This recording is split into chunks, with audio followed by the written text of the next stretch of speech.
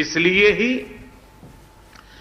President के तौर पर भारत ने G20 समिट की भी थीम रखी है, one world, one family, one future. अभी कुछ समय पहले ही भारत ने वन अर्थ, वन हेल्थ के विजन को भी आगे बढ़ाने की पहल की है और अब वन वर्ल्ड टीबी समिट के जरिए भारत ग्लोबल गुड के एक और संकल्प को पूरा कर रहा है। The tea city of Dibrugarh in Assam hosted the G20 Research and Innovation Initiative Gathering Conference that deliberated on ways to build a sustainable and circular bioeconomy. DD India correspondent Subina Roy reports from Dibrugarh.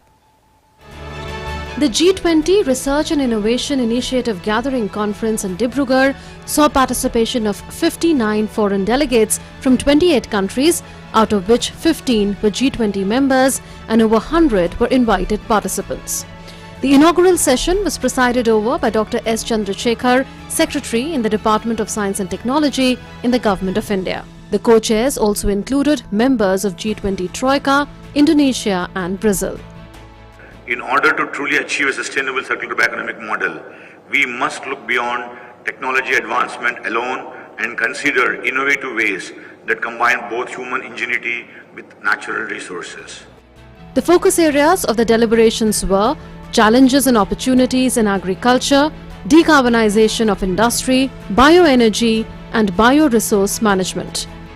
The conference saw deliberations on national and regional programs, country experiences, regulatory framework, public and private sector collaboration, and the role of research, development and innovation in developing more circular bio-based technologies and cooperation between G20 members on thematic areas. By applying some principles and practices and policies from bioeconomy, fight all these problems at the same time and harvest a lot of co-benefits. And I think that's really the most important thing. The global players actually walk the talk and they really do what they are saying we should be doing, namely redirecting finances from supporting fossil fuels to this kind of practices. Later in the day, G20 delegates were taken out for a gala dinner at the Bogibeel riverfront. The delegates were also taken for a river cruise at the Brahmaputra River. Many emerging issues were discussed at the G20 deliberations, which included agriculture, decarbonization of industry, bioenergy.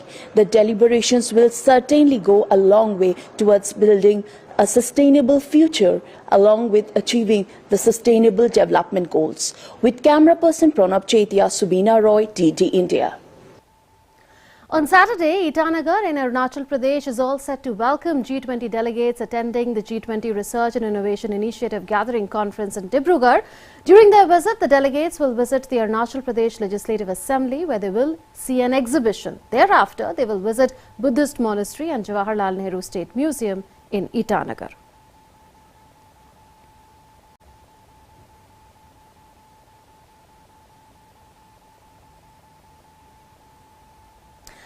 Dr. Chandrasekhar, Secretary in the Department of Science and Technology in the Government of India, spoke exclusively with DD India correspondent Subina Roy.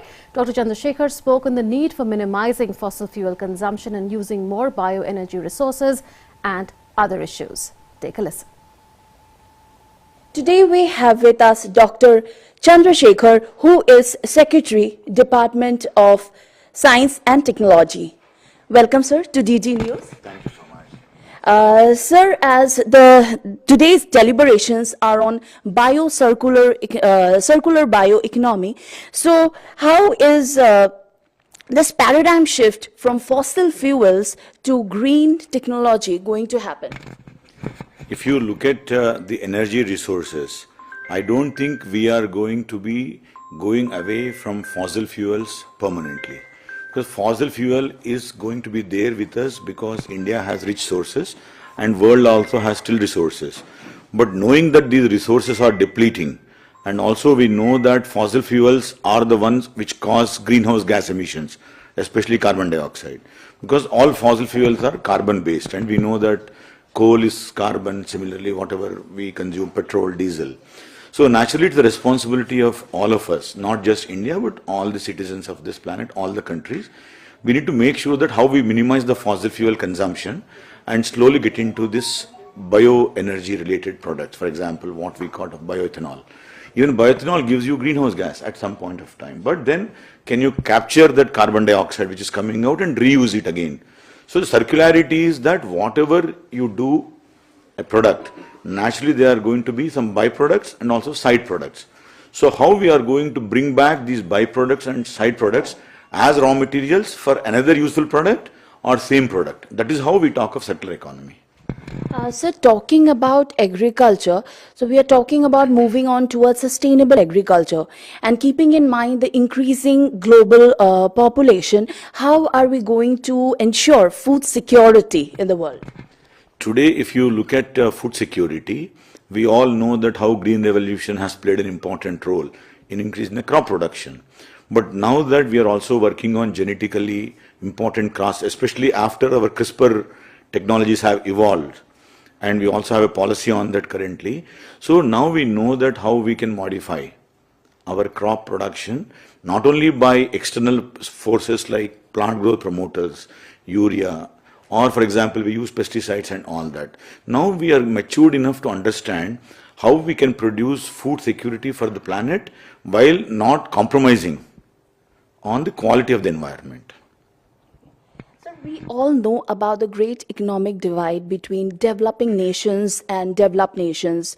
While developing nations are still on the ladder of economic development, sir, how do we maintain the equity, between these nations, and while we are transiting towards newer economic models based on sustainability? If you look at the economic divide, it is going to be there as long as humanity will be there. Countries will start developing alternate sources of income. For example, some countries will grow based on tourism economy. Some countries grow on whatever fossil fuels have. Some countries go on technology.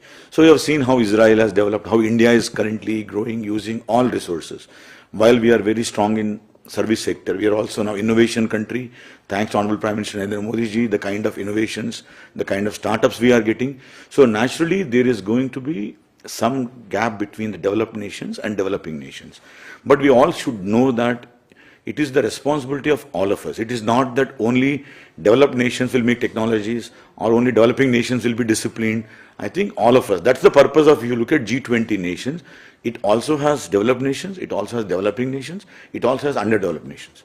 So I think this kind of summits, especially when we got the presidency, India has been advocating strongly that we should minimize the gap, and technologies what are available should be shared amongst all of us. It is not that I develop a technology and hold it back and then I will not share with a developing nation. But they start producing fossil fuel consumption and they start producing carbon dioxide, greenhouse gases. Global warming is not restricted to one country. So having a technology, I fail. Similarly, when we saw the COVID pandemic, it is not restricted to one country or two countries. Like pandemic, even this greenhouse gases or pan-planet. So naturally, the responsibility of G20 nations is whatever good technologies we develop, I think we should start sharing amongst ourselves, and that's how India is taking a lead in bringing the developed nations, developing nations, and towards developing nations on one platform to see that we share technologies so that all of us get same technologies at affordable cost.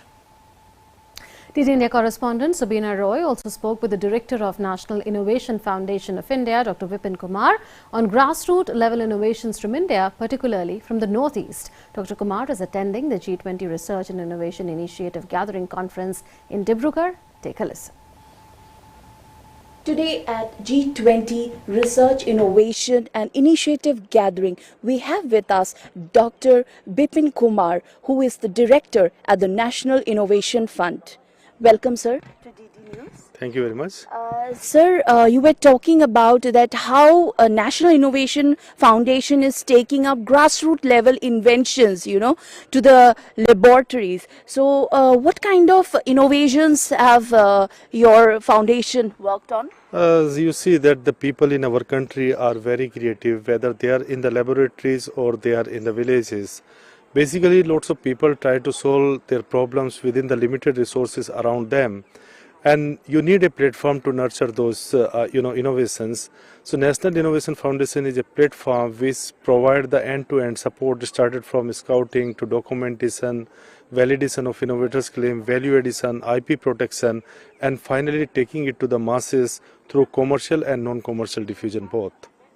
Sir, what are the innovations that your institution has created? Like you were talking about Mitti Cool, which is about clay products. So could you please explain us?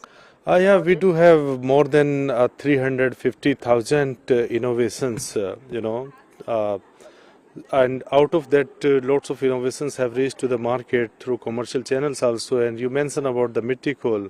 It's a very interesting concept. A person, the potters are there everywhere.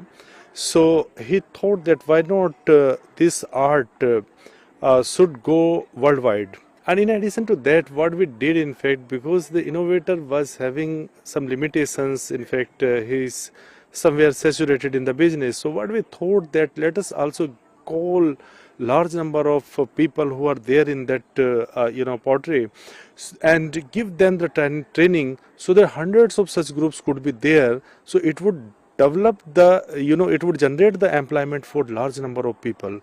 Sir, as the conference is being held here in Assam, and as you know that the Northeast is quite rich in biodiversity and we have lots of sustainable industry. So any such innovations from the Northeast? Lots of innovations are there from the Northeast.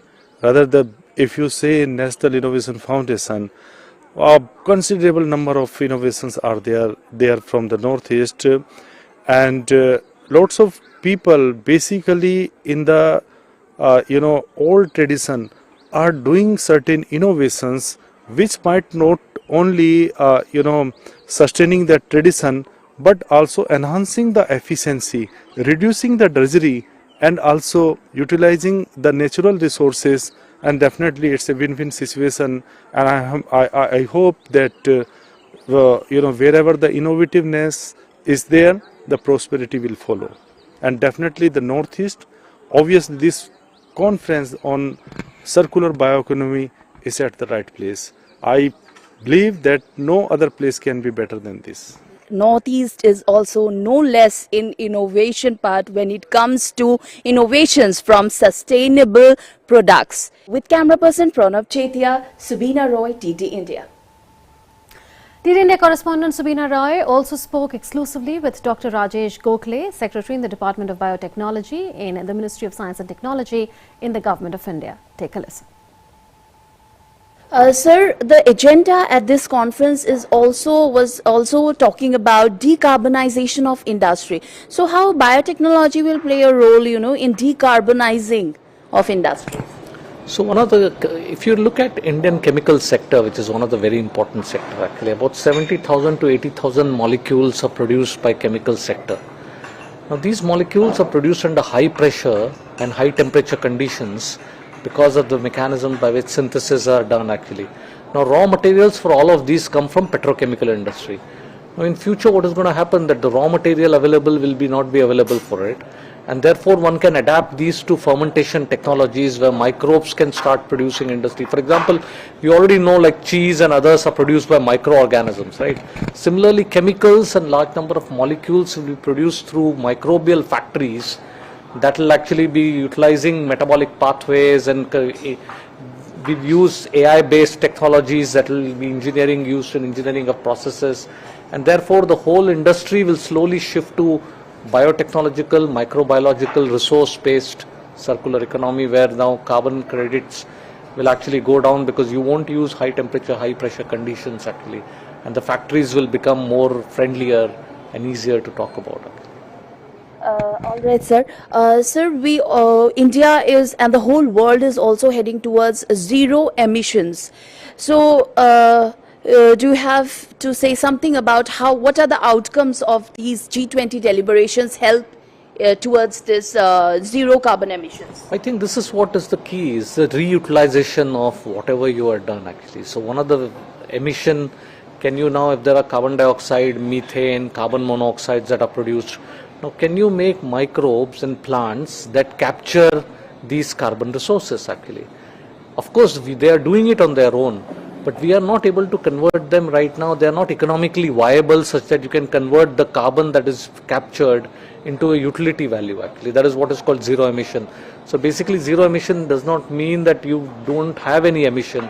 The emissions are used and recycled in some other ways such that it's actually utilized in a ways actually. So this is how biotechnological tools and technologies in future will couple industries and therefore can provide a ways to resolve these kind of important challenges for future. Sir, India is rich in biodiversity, and we have a rich traditional knowledge system where we have been using, things from the nature to produce daily items. So how these knowledge systems will go in building, in shaping the contours of these G20 deliberations? Yeah, I think that's a very important question actually what you asked. Bioresources is immense in our country and they're also very diverse. You have Himalayan terrain region, you have a northeast region which has its own unique capacity. You go to the you go to middle part of our country, it has a very different bioresource. You go to west part of Rajasthan, there is a desert economy. Now all of these places you cannot convert into one another. You need to sustain the economy and the bioavailability of the resource that is present over there. And therefore your mechanisms and technologies that you should evolve should be applicable to those regions actually. So it's the regeneration capacity of those regions is going to be the key actually. And you can't say that I'm going to convert desert into a non-arid place actually. In fact, you should know how to utilize desert because there are different kind of advantages of maintaining desert actually, and this is where biotechnology will have to play a role. You need to come up with solutions that are very much in fact, as in our country said, we have 9 climatic zones. That's what we say about in our country actually. And for these different climatic zones, you will have to come up with different microbial resources, different technologies, different enzymes, different ways in which they will actually provide you avenues to recover and recycle and reuse the pathways that are important for doing this. DD India correspondent Sabina Roy also reports on how sustainable products handmade by women self-help groups are being displayed at the G20 Research and Innovation Initiative Gathering Conference in Dibrugarh.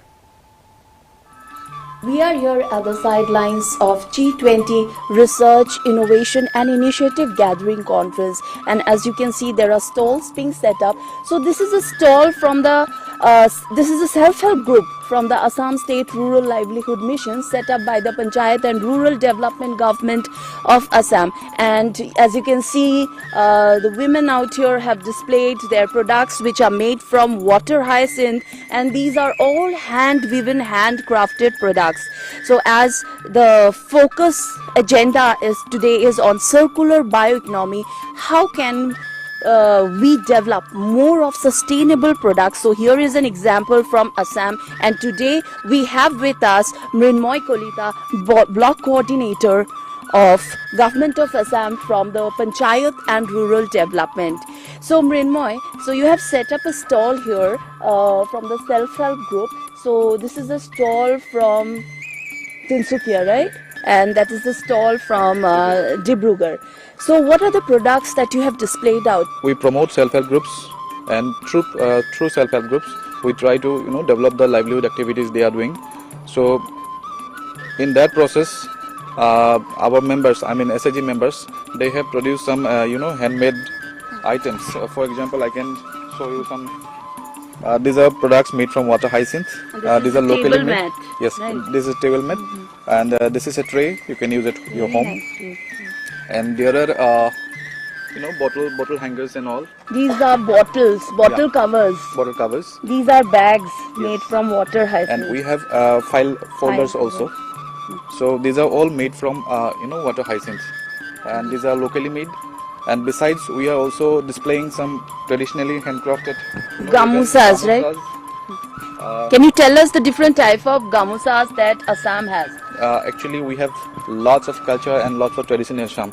So basically, there are too many types of gamusas in Assam. So but we are displaying. First of all, I must show you the Ahom community's gamusa. That is the Ahom community's gamusa. That cap in front of the gamusa, it's called faru, and it's also from the Ahom community. Besides, we also have gamusa from the Moran community of Assam. Moran community basically resides in Tinsukia district of Assam. So that's the traditional Moran gamusa. And besides all those, we have eri chadar. This is a traditional woven chadar, and nowadays it is really rare to find this kind of chadars and all. We have Tosmuga gamusas also. Tosmuga gamusas also. Tosmuga, actually this is basically made from the Tosmuga silk, which is famous for its color, and it's only found in Assam from the Muga silk, so which is world famous. So this is made from this Tosmuga silk.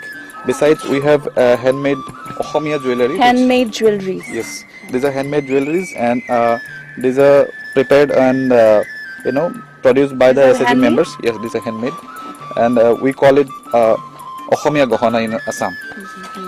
So this is all the things we are displaying right now. So as you can see that Mrimoy has talked about water synth, products made from water synth, and numerous sustainable products that have been displayed out here from the Assam government. With camera person Pranab Chetia, Subina Roy. Day one of the second Framework Working Group meeting in Chennai focused on the current global economic outlook and the macroeconomic implications of food and energy insecurity. Delegates exchanged views and experiences on the key forces shaping the evolving economic landscape. DD India correspondent spoke to some of the G20 delegates attending the meeting. Take a listen. The G20 presidency is a huge task for our country, and we are really lucky to have India as a host this year, as a presidency this year. The hospitality is great. I am personally glad to be here in Chennai. Discussions are very good. As always, the preparation of the chair and the Indian president has been excellent. And as a colleague from the United Nations, I'm very happy to be here and to engage with all of you. First session was a more general session, issues related to inflation, to central bank policy, financial stability, with the banks recently in some countries. Next session will be on inflation more specifically, so we'll discuss that at length. Everything is amazing. I think it will be a very productive session, and India is a very beautiful country. It is the third time I'm here for the G20 meetings, and everything is amazing. So cultural program, organization, it's so nice. That's it then in this edition of India at G20. Thanks for watching.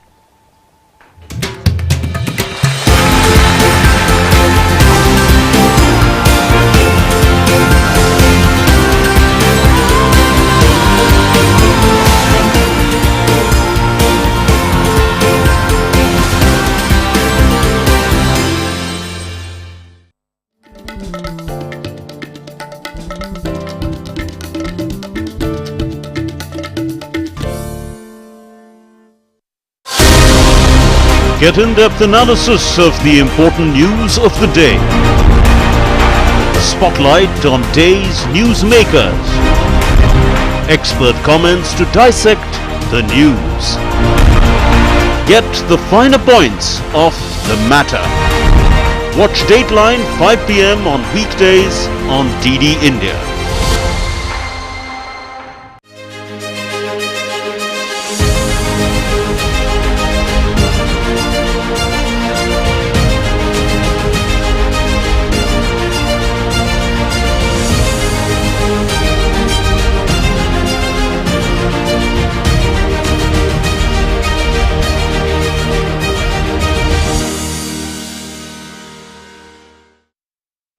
Check